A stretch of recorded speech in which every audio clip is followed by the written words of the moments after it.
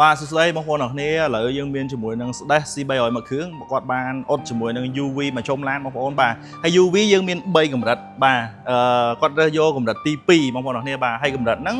គឺប្រើបានរយៈពេល3ទៅ5ឆ្នាំបងប្អូនអរគ្នាបាទហើយបាទឥឡូវក្រុមការងារកំពុងតែរៀបចំបាទកោះកាវកោះអីព្រោះ UV ចាស់របស់គាត់ហ្នឹងគឺជាប់កាវជាប់អីឡើងពេញហ្នឹងហ្មងឥឡូវគាត់ធ្វើការបិទ UV មួយយើងហើយ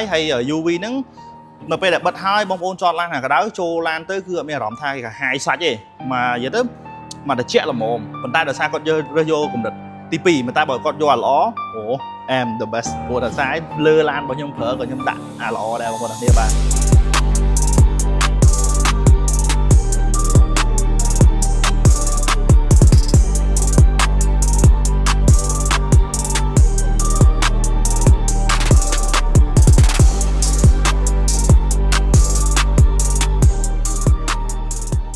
សម្រាប់បងប្អូនដែលគាត់ចាប់អារម្មណ៍ចង់ជាមួយនឹងបិទ UV ខាង Garage C5 Rep បងប្អូនអាចតាក់ទងមកបានបាទ